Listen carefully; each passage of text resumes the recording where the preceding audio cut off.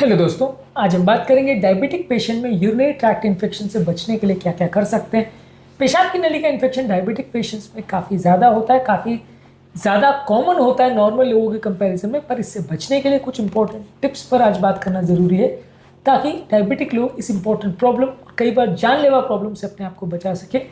Topic पर जाने से पहले जो लोग हमारे चैनल पर नए हैं उन्हें रिक्वेस्ट करूँगा कि चैनल को सब्सक्राइब करें, वीडियोस को लाइक करें, शेयर करें, फॉलो करें, कमेंट करें, पूरा देखें।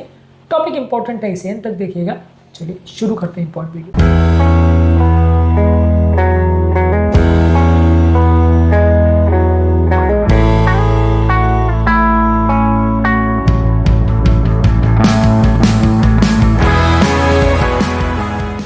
सबसे पहले डायबिटिक लोगों को ज़रूरी है कि प्रॉपर शुगर कंट्रोल का ध्यान रखें।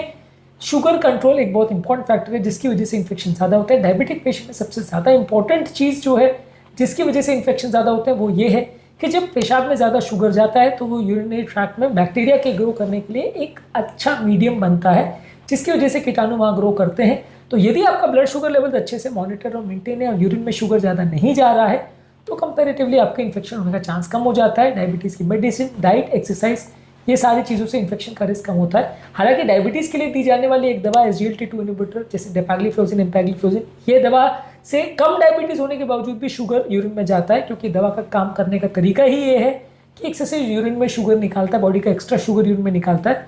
इस दवा के साइड इफेक्ट में भी सबसे कॉमन ये यूरिनरी ट्रैक्ट इन्फेक्शन यानी पेशाब में जलन ही है, क्योंकि ये दवा भी यूरिन में शुगर निकालता है और इसकी वजह से भी डायबिटीज़ ना होते हुए भी व्यक्ति को इन्फेक्शन हो सकता है। तो यूरिन में जब भी शुगर जाएगा तो इन्फेक्शन होगा। तो अगर आप ये दवा पर है तो ठीक है, अलग चीज़ है, इन्फेक्शन का रिस्क फैक्टर हो जाता है। पर कोशिश ये करिए कि यूरिन में अदरवाइज शुगर ना जाए, क्योंकि यूरिन में शुगर जाना वैसे तो नुकसानदायक नहीं है अगर ये दवा आप ले रहे हो तो, पर डायबिटीज़ की वजह से नुकसानदायक है। डायबिटीज़ की बीमारी की वजह से यूरिन में शुगर जा रहा है बगैर दवा के तो नुकसानदायक हो सकता है और उसमें इन्फेक्शन का रिस्क ज़्यादा हो सकता है। इसके अलावा ज़्यादा मात्रा में पानी पीजिए। ज़्यादा पानी पीने में आपका फ़ायदा ये है कि ये सारा जो शुगर या जो सारे कीटाणु वहाँ पे रहते हैं वो फ्लश आउट होते रहेंगे। तो आपको कोशिश करने के लगभग 2 से 3 लीटर पानी डेली पीना है।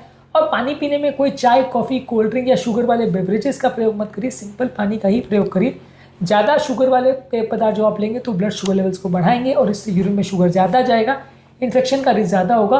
तो कोई भी मीठे पेय पदार्थ, चाहे वो फ्रूट जूसेस, कोल्ड ड्रिंक्स या कोई भी चाय, कॉफ़ी या इस तरह के पेय पदार्थ जिसमें शुगर ज़्यादा है, ये सारी चीज़ों को अवॉइड करिए। इससे भी इन्फेक्शन का रिस्क कम करने में मदद मिलेगी। इन्फेक्शन को कम करने के लिए या यूरिनरी ट्रैक्ट के लिए कौन कौन से खाद्य पदार्थ अच्छे हैं या बुरे और क्यों वही वर्क करते हैं, ये सारी चीज़ों पर हमने अलग से वीडियोस किए, इनको ज़रूर चेकआउट कर लीजिएगा। इसके अलावा आपको कोशिश करनी है कि जेनिटल एरिया में यानी पेशाब के आसपास के जो एरिया है वहाँ पे इन्फेक्शन ना हो। प्रॉपर उसकी क्लीनलीनेस वगैरह का ध्यान रखिए, प्रॉपर एरिया को क्लीन करें। अगर फीमेल पेशेंट है तो जब आप उस एरिया को टॉयलेट के लिए वाइप करते हैं तो आगे से पीछे की तरफ वाइप करें, ना कि पीछे से आगे। आगे से पीछे वाइप करने में आपके कीटाणु जो एनल एरिया के वो आगे नहीं आएंगे। अगर आप पीछे से आगे तरफ वाइप करोगे तो वहाँ के मौजूद कीटाणु पेशाब की नली में आ जाएंगे तो इन्फेक्शन का रिस्क बढ़ जाएगा। इसके अलावा आप बहुत ज़्यादा हार्श केमिकल्स और सोप्स का प्रयोग मत करिए। सिंपल अनसेंटेड सोप्स और सोल्यूशन से ही अपने जेनिटल एरिया को क्लीन करें तो ज़्यादा अच्छा है। ज़्यादा बार क्लीन करें तो ज़्यादा अच्छा है, पर ऐसा नहीं है कि उस एरिया को गीला रहने दें। प्रॉपर क्लीन और ड्राई उस एरिया को रखें तो उससे इन्फेक्शन होने का रिस्क थोड़ा कम रहता है। इसके अलावा पेशाब को रोकना भी गलत है। अगर आप पेशाब को लंबे समय तक पेशाब की थैली में रहने देते हैं तो इन्फेक्शन का रिस्क बढ़ जाता है। तो बार बार आप पेशाब पास करते रहते हैं हर 3-4 घंटे में, तो उससे वहाँ पे कीटाणु को पनपने का टाइम नहीं मिलता है, वो फ्लश आउट होते रहते हैं, तो इन्फेक्शन का चांस कम रहता है। इसके अलावा आपका ब्लैडर का फंक्शन, जो कि कई बार डायबिटिक पेशेंट्स में कॉम्प्रोमाइज़ होता है। यदि आपके ब्लैडर का कोई इशू चल रहा है या पेशाब की जो थैली जहाँ पे इकट्ठा होता है वो प्रॉपर एम्प्टी नहीं हो रही, वहाँ पेशाब अटक रही है, ऐसा कोई सेंसेशन आपको हो रहा है तो डॉक्टर से मिलिए। यदि कोई ऐसा कोई बीमारी है जैसे पथरी है, प्रोस्टेट का प्रॉब्लम है, इसकी वजह से भी कई बार इन्फेक्शन हो सकता है, तो वैसा कुछ के लिए भी आपके किडनी के डॉक्टर को आपको मिलना ज़रूरी है। ये सारी प्रॉब्लम्स को सॉर्ट करना ज़रूरी है, नहीं तो ये सारे प्रॉब्लम्स की वजह से डायबिटिक्स में और ज़्यादा इन्फेक्शंस होते हैं। इसके अलावा कोई भी इरिटेंट सोल्यूशंस या प्रोडक्ट्स, सोप्स, स्प्रेज या डाउचेस का प्रयोग मत करिए, इससे इन्फेक्शन का रिस्क बढ़ेगा। ये केमिकल्स वो एरिया को इरिटेट करते हैं जिससे उल्टा कीटाणु और बढ़ जाते हैं, और ये सारी चीज़ें वो एरिया को सैनिटाइज करने से या उसके कीटाणु को मारने के बदले आपको उल्टा नुकसान पहुंचाते हैं और उल्टा इन्फेक्शन का रिस्क बढ़ जाता है।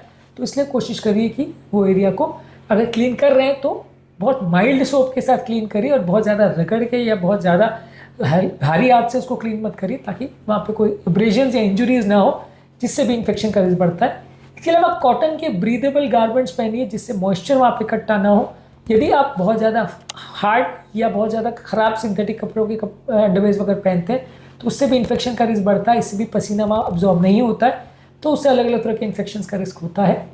इसके अलावा प्रोबायोटिक जो खाद्य पदार्थ है जैसे दही है, सोरक्रॉट, किमची, केफिर, ये सारी चीज़ों में नेचुरल बैक्टीरिया होते हैं जो आपके पेट के नेचुरल बैक्टीरिया और जेनिटल एरिया के नेचुरल बैक्टीरिया को पनपने में मदद करते हैं। इनको खाने से हार्मफुल बैक्टीरिया आने का चांस कम हो जाता है, तो इनको ज़्यादा मात्रा में खाने से फायदा होगा। इसके अलावा अगर किसी व्यक्ति को बार बार अगर इन्फेक्शन हो रहे हैं तो कीटाणुनाशक दवाइयों का प्रयोग कर सकते हैं, क्रैनबेरी जूस का प्रयोग कर सकते हैं, और डी मैनोज करके एक सप्लीमेंट आता है जो कीटाणु मारने में मदद करता है। क्रैनबेरी के भी सप्लीमेंट्स आते हैं। ये सारी चीज़ों को डॉक्टर के सुपरविजन में डॉक्टर से डिस्कस करके प्रयोग कर सकते हैं। ये सारी चीज़ें कीटाणु को मारने में मदद करती है।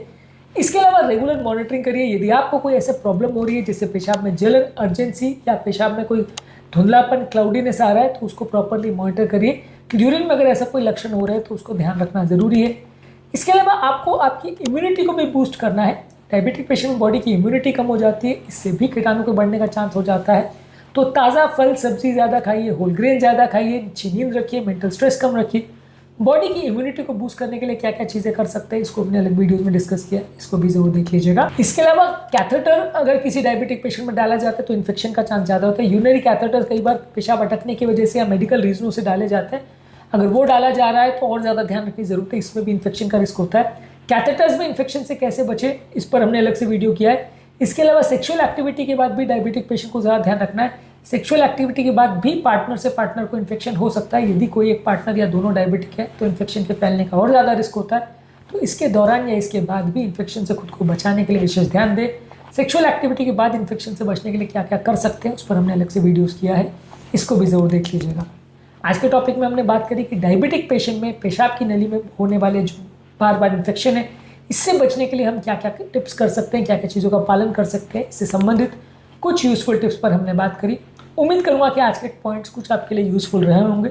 टॉपिक एंड करने से पहले जो लोग हमारे चैनल पर नए हैं उन्हें रिक्वेस्ट करूंगा कि चैनल को सब्सक्राइब करें, वीडियोस को लाइक करें, शेयर करें, फॉलो करें, कमेंट करें, पूरा देखें।